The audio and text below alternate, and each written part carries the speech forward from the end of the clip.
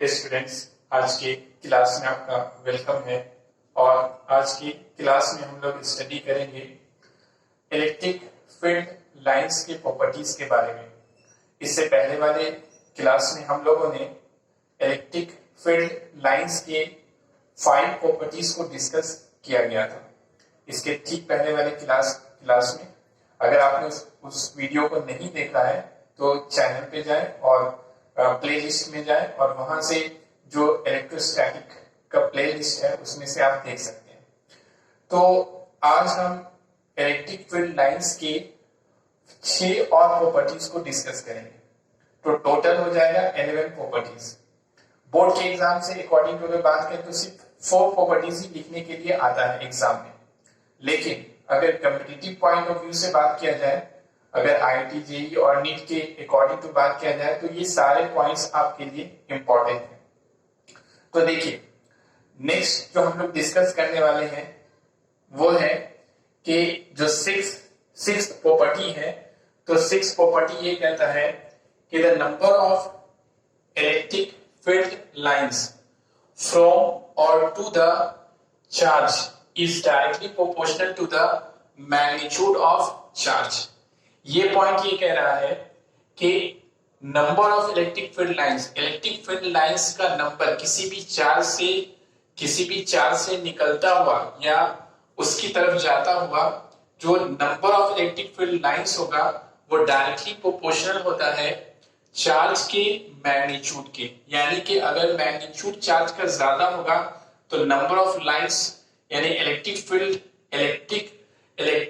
Field lines जो होगा वो ज्यादा होगा। और अगर चार्ज का अगर मैग्नीट्यूड कम होगा तो number of electric field lines जो होगा वो भी क्या होगा, कम होगा। देखिए एग्जांपल से समझ में आएगा अच्छे से।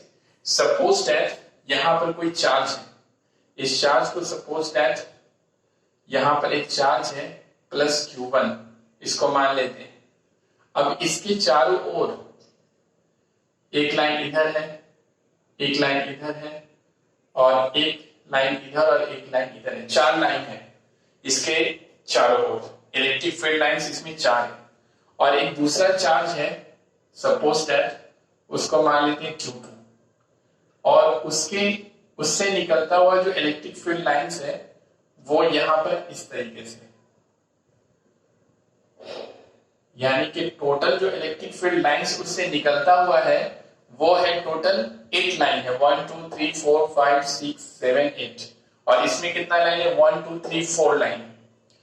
तो अगर कोई आपसे ये कहता है कि इन दोनों चार्ज में किसका मैग्नीट्यूड ज्यादा होगा, तो ये प्रॉपर्टी ये कहता है कि number of electric field lines किसी भी चार्ज से निकलता हुआ या उसकी ओर जाता हुआ जो इलेक्ट्रिक फील्ड लाइंस का जो नंबर होता है वो उस चार्ज के मैग्नीट्यूड के डायरेक्टली प्रोपोर्शनल होता है।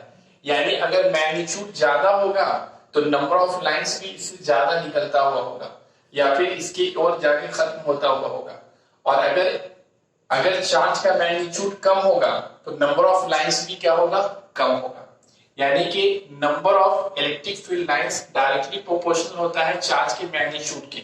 अगर चार्ज का मैग्नीट्यूड ज्यादा होगा तो नंबर ऑफ लाइंस भी ज्यादा होगा, और अगर चार्ज का मैग्नीट्यूड कम होगा तो नंबर ऑफ लाइंस भी क्या होगा, कम होगा।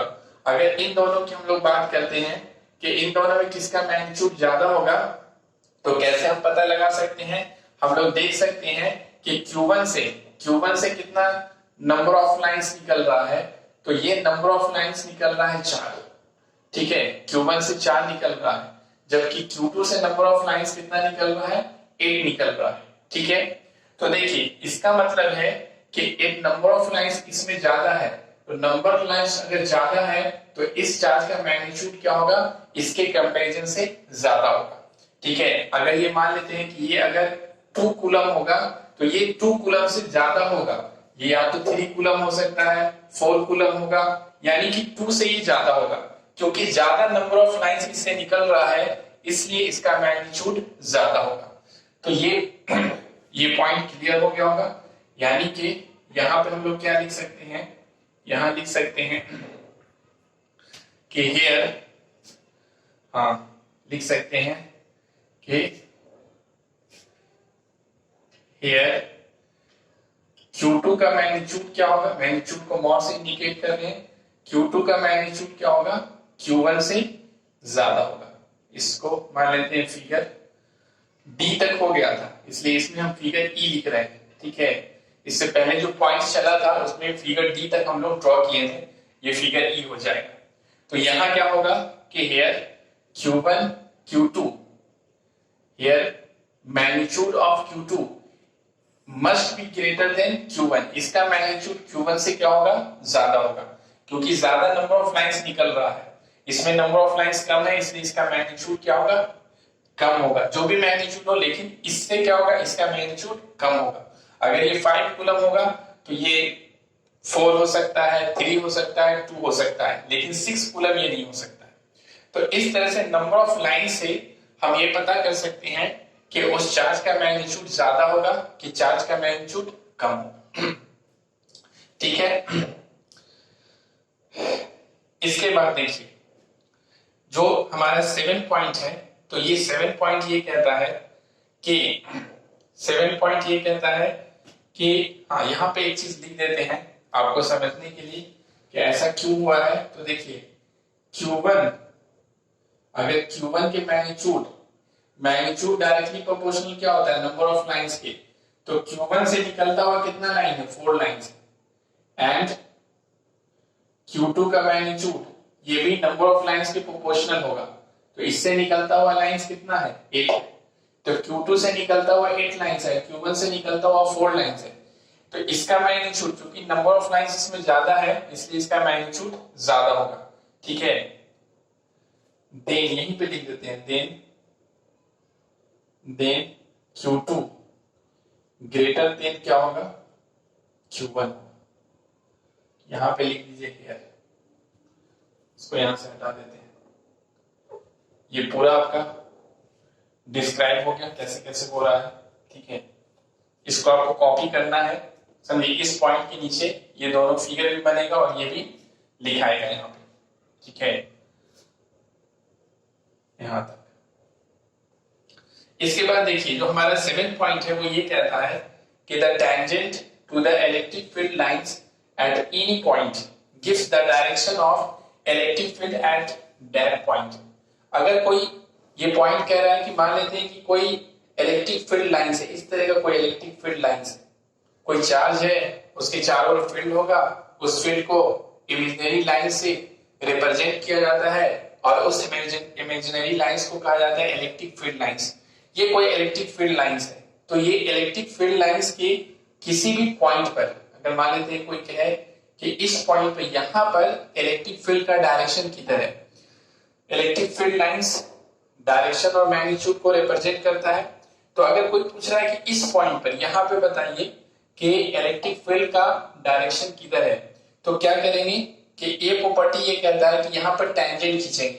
तो टेंजेंट कैसे खींचेंगे, सपोज दैट यहाँ पे इस तरह से, अगर चूंकि लाइंस इधर से इधर जा रहा है तो यहाँ पर टेंजेंट मतलब इसके टच करते हुए एक स्ट्रेट लाइन खींचना है हम लोग। तो ये स्ट्रेट लाइन खींचा गया यहाँ से, ऐसे देखिए टच करता हूं, तो इसका डायरेक्शन किधर है, यानी कि इस पॉइंट पर इलेक्ट्रिक फील्ड का डायरेक्शन इस तरफ होगा, यहाँ पर डायरेक्शन किस तरफ होगा, इस तरफ होगा, इस पॉइंट पे यहाँ पे, ठीक है। अगर कोई आपसे ये पूछता है कि बताइए कि यहाँ पर इलेक्ट्रिक फील्ड का डायरेक्शन किधर होगा, यहाँ पर, ठीक है, थोड़ा सा इसको और ऐसे करते हैं। कोई अगर पूछता है कि यहाँ पर इलेक्ट्रिक फील्ड का डायरेक्शन किधर होगा, तो फिर इस प्रॉपर्टी के अकॉर्डिंग तो क्या करेंगे, यहां पर टेंजेंट ड्रॉ करेंगे, टेंजेंट खींचेंगे, टेंजेंट लाइन यहां से इस तरह से खींचा जाएगा। तो देखिए क्योंकि हम लोग इधर से इधर लाइन ऐसे जा रहा है तो टेंजेंट ऐसे खींचाएगा यहां से। तो यहां पे देखिए इसका मतलब है कि यहां पर इस पॉइंट पर इलेक्ट्रिक फील्ड का डायरेक्शन किधर होगा, यहां इस तरफ होगा, इलेक्ट्रिक फील्ड का डायरेक्शन यहां पे ऐसे होगा, यहां पर इलेक्ट्रिक फील्ड का डायरेक्शन ऐसे होगा, ठीक है। तो देखिए अगर कोई आपको इलेक्ट्रिक फील्ड लाइंस दिया हुआ है और उसके किसी भी पॉइंट पर आपको इलेक्ट्रिक फील्ड का डायरेक्शन अगर बतलाना है तो उसके लिए क्या करेंगे, उस पॉइंट पर एक टेंजेंट लाइन ड्रॉ करेंगे, टेंजेंट लाइन खींचेंगे। और वो टेंजेंट लाइन का जो डायरेक्शन होगा वही डायरेक्शन उस पॉइंट पर इलेक्ट्रिक फील्ड का होगा। ठीक है, तो the tangent to the electric field lines at any point gives the direction of electric field at that point. ये भी क्लियर हो गया होगा। कहीं पे भी आपको अगर खींचना है, कोई अगर इलेक्ट्रिक फील्ड लाइंस दिया हुआ है और उसके किसी पॉइंट पर आपको इलेक्ट्रिक फील्ड का डायरेक्शन पूछा जा रहा है, बतलाना है, तो उसके लिए क्या करेंगे, उस पॉइंट पे टेंजेंट ड्रॉ करेंगे और वो टेंजेंट का जो डायरेक्शन होगा वही डायरेक्शन इलेक्ट्रिक फील्ड का होगा उस पॉइंट पर। इसके बाद जो नेक्स्ट पॉइंट है, एट पॉइंट, वो कहता है कि the electric field lines never cut each other. Electric field lines एक दूसरे को कट नहीं करता है, कभी भी कट नहीं करता है। इलेक्ट्रिक फील्ड लाइंस एक दूसरे को कभी भी कट नहीं करता है, एक दूसरे को काटता नहीं। हम लोग तो थोड़ा सा लड़ाई झगड़ा हो जाए तो काटने मारने पे तुल जाएंगे, लेकिन ये इतना समझदार होता है कि एक दूसरे को कट नहीं करता है। इसका मतलब ये है कि सपोज दैट अगर एक लाइन ऐसे गया हुआ है तो दूसरा लाइन इसको कट करके ऐसे नहीं जा सकता है, यानी कट नहीं कर सकता। यहां पे क्या हो गया, ये कट हो गया, तो ये पॉसिबल नहीं है। दो इलेक्ट्रिक फील्ड लाइंस एक दूसरे को कट कभी नहीं करता है, कभी कट नहीं करेगा, एक दूसरे को कभी काटेगा नहीं, अगल बगल से निकल जाएगा लेकिन एक दूसरे को कभी कट नहीं करता है, यानी ये पॉसिबल नहीं है इस तरह का कि एक लाइन इधर चला गया और एक लाइन कट करके यहाँ चला गया। इस तरह का पॉसिबिलिटी नहीं है। एक लाइन इधर जा रहा है ऐसे और दूसरा लाइन ऐसे जा रहा है, ये पॉसिबल नहीं है, क्योंकि इलेक्ट्रिक फील्ड लाइंस एक दूसरे को कट नहीं करता। अब एग्जाम में क्वेश्चन आता है बोर्ड के कि इलेक्ट्रिक फील्ड लाइंस एक दूसरे को कट क्यों नहीं करता है, what is the reason behind it.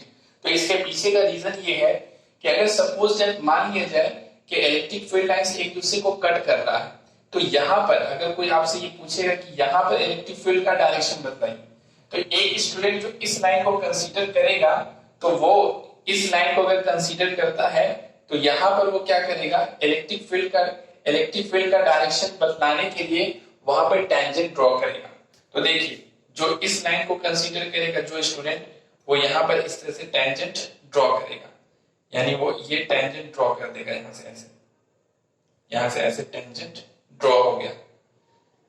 Suppose that ये फर्स्ट लाइन है और ये सेकेंड लाइन है, तो ये हो गया आपका E1। यहाँ पर इलेक्ट्रिक फील्ड का डायरेक्शन हो गया E1।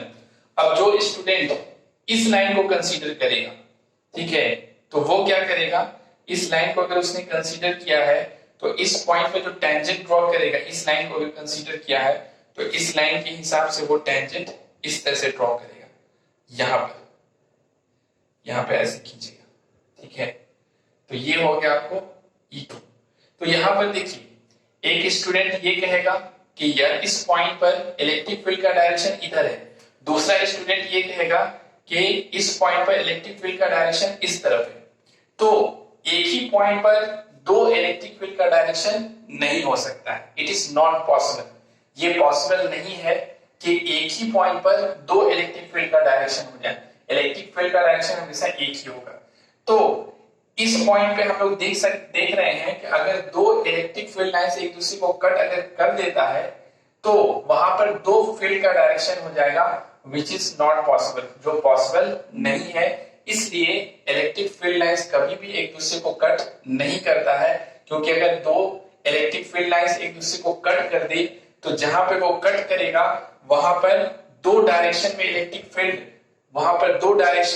फील्ड हो जाएगा और एक ही पॉइंट पर दो डायरेक्शन में इलेक्ट्रिक फील्ड नहीं हो सकता है, इट इज नॉट पॉसिबल, ये पॉसिबल नहीं है। इसलिए इलेक्ट्रिक फील्ड लाइंस एक दूसरे को कट नहीं करता है, कभी नहीं कट करता है, ठीक है। तो इसको हम लोग ये फिगर F हो जाएगा, ठीक है, और ये वाला फिगर हो जाएगा फिगर G हो जाएगा, ठीक है। इसके बारे में भी हम दिखाएंगे, जहां पे आपको फिगर लिखा हुआ रहेगा, इन सब पॉइंट्स को हम वीडियो के डिस्क्रिप्शन में भी लिख देंगे, वहां से भी आप नोट कर सकते हैं अपने कॉपी में। और उसमें जहां पर फिगर ड्रॉ करने के लिए लिखा रहेगा तो आप फिगर वीडियो से ड्रॉ कर लेंगे, जो फिगर नंबरिंग वाइज दिया रहेगा उसके अकॉर्डिंग टू। इसके बाद हम लोग next point next point discuss करते हैं। ठीक है, इसको मिटाते हैं।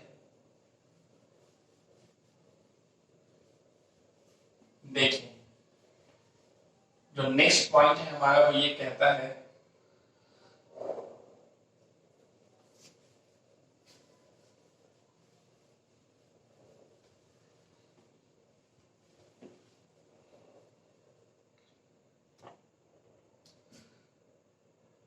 8 पॉइंट, ये पॉइंट ये कहता है 6, 7, 9 हो जाएगा ये। तो 9th पॉइंट ये कहता है कि अगर इलेक्ट्रिक फील्ड लाइंस है इस तरह से, पैरेलल है, स्ट्रेट है और इक्वल स्पेस्ड है। देखिए ये सब लाइन क्या है, पैरेलल और स्ट्रेट है और इक्वल स्पेस्ड है, यानी कि इन दोनों के बीच का डिस्टेंस, इन दोनों के बीच का डिस्टेंस, इन दोनों के बीच का डिस्टेंस सब क्या है, सेम है। अगर ये जितना है उतना ही ये भी है, उतना ही ये भी है। तो अगर इस तरह का इलेक्ट्रिक फील्ड लाइंस है जो पैरेलल है, स्ट्रेट है, इक्वल स्पेस्ड है, तो ऐसा electric field lines uniform electric field को रिप्रेजेंट करता है। कैसा फील्ड को रिप्रेजेंट करेगा? ये यूनिफॉर्म इलेक्ट्रिक फील्ड को रिप्रेजेंट करेगा। ठीक है, अगर इस तरह का, क्योंकि हम लोग पढ़े थे कि इलेक्ट्रिक फील्ड दो तरह का होता है, एक होता है यूनिफॉर्म और एक होता है नॉन यूनिफॉर्म। तो देखिए ये यूनिफॉर्म इलेक्ट्रिक फील्ड को इंडिकेट करेगा। यूनिफॉर्म इलेक्ट्रिक फील्ड वैसा इलेक्ट्रिक फील्ड होता है जिसके हर एक पॉइंट पे इलेक्ट्रिक फील्ड इंटेंसिटी का वैल्यू क्या होता है, सेम होता है। और नॉन यूनिफॉर्म वैसा इलेक्ट्रिक फील्ड होता है जिसके हर एक पॉइंट पे इलेक्ट्रिक फील्ड इंटेंसिटी का वैल्यू क्या होता है, डिफरेंट होता है। तो अगर पैरेलल, स्ट्रेट और इक्वल स्पेस्ड यानी इक्वल स्पेस्ड में अगर लाइंस है तो ये लाइंस यूनिफॉर्म इलेक्ट्रिक फील्ड को इंडिकेट करेगा। यानी यहाँ पर का जो इलेक्ट्रिक फील्ड होगा वो कैसा होगा, यूनिफॉर्म होगा। कैसा होगा, यूनिफॉर्म होगा। यानी कि अगर आप यहां पर E का वैल्यू निकालें या फिर यहां पर E का वैल्यू निकालें या फिर यहां पे E का वैल्यू निकालें, यहां पे निकालें, यहां पे निकालें, कहीं पे भी निकालें, सब जगह E का वैल्यू सेम आएगा। अगर यहां पर आ गया 4 न्यूटन पर कूलम तो यहाँ पे 4 न्यूटन पर कूलम, यहाँ पे 4 न्यूटन पर कूलम, और डायरेक्शन इधर है तो इसका भी डायरेक्शन इधर, इसका भी डायरेक्शन इधर होगा। यानी कि अगर पैरेलल है, स्ट्रेट है और equal spaced electric field lines है तो वो यूनिफॉर्म इलेक्ट्रिक फील्ड को इंडिकेट करता है। और अगर ऐसा नहीं है, मानते इस तरह का लाइंस है, इस तरह का लाइंस है, तो देखिए ये पैरेलल भी नहीं है, इक्वल स्पेस भी नहीं है, स्ट्रेट भी नहीं है, तो ये इंडिकेट करेगा नॉन यूनिफॉर्म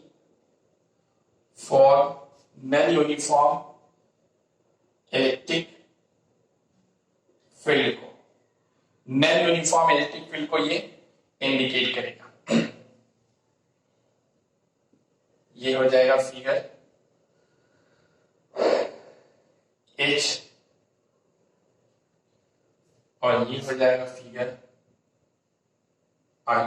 ठीक है, इस पॉइंट में ये वाला दोनों फिगर ड्रॉ करना है। अगर लाइंस पैरेलल है, स्ट्रेट है, इक्वल स्पेस्ड है तो वो इंडिकेट रिप्रेजेंट करेगा यूनिफॉर्म इलेक्ट्रिक फील्ड। अगर लाइन पैरेलल और इक्वल स्पेस में नहीं है तो वो रिप्रेजेंट करेगा नॉन यूनिफॉर्म इलेक्ट्रिक फील्ड को। इसके बाद जो 10th पॉइंट है वो हमारा ये है कि अगर कोई कंडक्टर है, सपोज दैट ये कोई कंडक्टर है, जैसे हम लोग वायर यूज करते हैं घरों में, तो अगर कोई कंडक्टर है तो कंडक्टर के बाहर जो इलेक्ट्रिक फील्ड होगा वो ऑलवेज परपेंडिकुलर होगा। कैसे होगा, ऑलवेज परपेंडिकुलर होगा। इसको भी याद रखना है। कंडक्टर के बाहर जो इलेक्ट्रिक फील्ड होगा वो क्या होगा, परपेंडिकुलर, यानी हमेशा 90 डिग्री के डायरेक्शन में होगा। The electric field lines always remain perpendicular to the surface of conductor. Conductor के सरफेस पर इलेक्ट्रिक फील्ड लाइंस ऑलवेज क्या होता है, परपेंडिकुलर होता है, 90 डिग्री एंगल पर होता है, इसको भी याद रखना है। ये भी प्रॉपर्टीज है इलेक्ट्रिक फील्ड लाइंस का, ठीक है। ये फिगर भी बना लेना है। ये क्या है आपको, कंडक्टर। कंडक्टर कंडक्टर जो इलेक्ट्रिसिटी को कंडक्ट करे उसे हम लोग कंडक्टर कहते हैं, जिसमें इलेक्ट्रिसिटी का फ्लो हो जाता है। जैसे कि आयरन हो गया, सिल्वर हो गया, गोल्ड हो गया, ये सब क्या है, कंडक्टर है। उसके बाद जो नेक्स्ट पॉइंट है, जो हम लोग का 11th पॉइंट है, वो ये कहता है कि किसी भी कंडक्टर के अंदर, कंडक्टर के inside, under electrostatic condition, electrostatic condition में, यानी इलेक्ट्रोस्टैटिक कंडीशन का मतलब है कि इसमें अगर इलेक्ट्रिक करंट फ्लो नहीं हो रहा है, ठीक है, तो अगर कंडक्टर में इलेक्ट्रिक करंट फ्लो नहीं हो रहा है तो इस कंडीशन में कंडक्टर के इनसाइड इलेक्ट्रिक फील्ड लाइंस नहीं होता है, यानी इलेक्ट्रिक फील्ड होता ही नहीं उसके अंदर। उसके अंदर इलेक्ट्रिक फील्ड लाइंस यहाँ पर ई नहीं होता है, अंदर में कोई लाइंस नहीं होगा कंडक्टर के। किस कंडीशन में, जब इसमें इलेक्ट्रिसिटी का फ्लो नहीं हो रहा है उस कंडीशन में, ठीक है। लेकिन बाहर में क्या होता है, इलेक्ट्रिक फील्ड लाइंस होता है at an angle of 90 degree, 90 degree के एंगल पर होता है। तो these are the properties of electric field lines. ये टोटल 11 प्रॉपर्टीज यहाँ पे हमने डिस्कस किया और उम्मीद करते हैं कि आपको ये सारा प्रॉपर्टी समझ में आया होगा। इसके बाद नेक्स्ट क्लास में हम लोग इसके आगे स्टडी करेंगे। Okay, thank you.